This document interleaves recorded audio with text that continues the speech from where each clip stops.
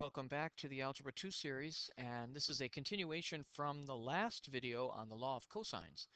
Today we're looking at the application of the law of cosines to the SSS congruence theorem for triangles. And notice in this picture we have a triangle ABC where A, B, and C, the little sides have been given. And just to remind us again that the little c corresponds to the opposite of the big C, and this would be little a, and then this would be little b.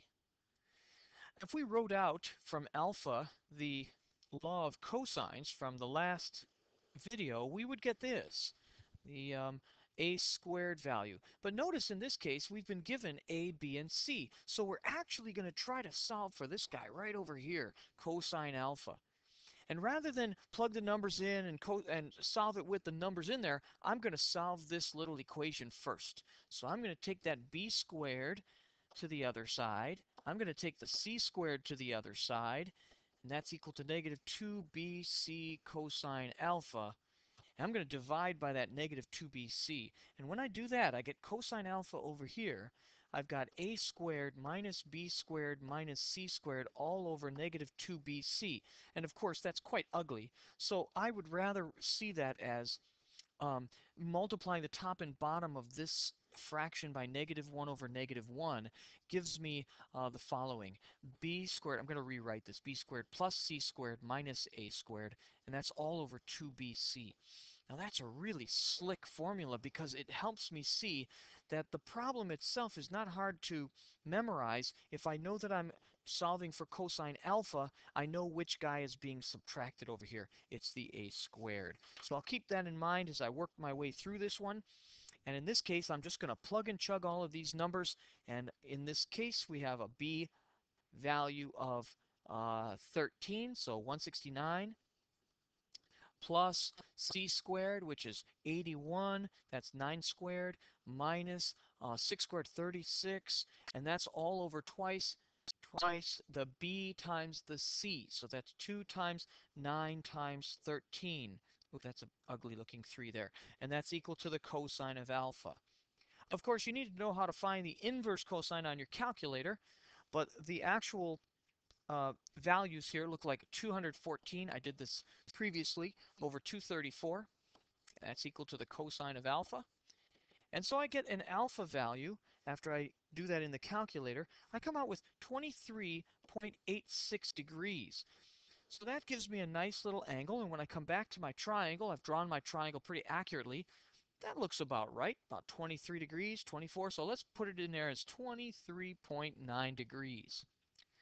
Now, of course, from here, we've learned this before. In order to find the beta or the gamma here, we would just do the law of sines. So I would use these two little bits right here, and I would use the law of sines to calculate that with the 13. So after finding the first value, I'm not going to continue with this problem. I'm just finding the alpha, and then we'll go from there to solve the triangle out. So once again, you see the method for working that out. Now let's check this out on another problem. Solve for b. Excuse me, solve for beta, the angle measure. Well, let's say that I were trying to memorize this law of cosines. I would remember that in this case, it has to be cosine of beta.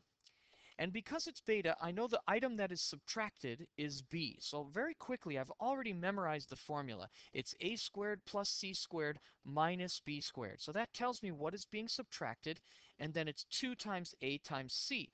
So very clearly, it's a nice, easy formula to memorize. And then from here, you're just going to crank it out in the calculator. So a opposite the little a is the big A. So here we go with little a, there's little c, there's little b.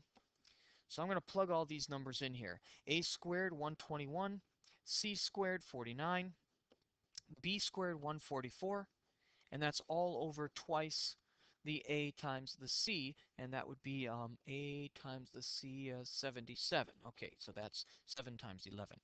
Now, when I work this one out, that's an interesting problem because it comes out to be a very small number over a very large number. And when I do the inverse cosine, I come out with this. So let me just cut to the answer here. Um, the beta value, and you should check this on your calculator to make sure you get this, is 80.3 degrees. 80.3. And I go back to the beginning of this problem and I say 80.3 degrees. Yeah, that actually looks right because remember, the largest angle of the triangle should be opposite the largest side of the triangle. In this case, B is opposite the largest side, and so 80.3 does make sense.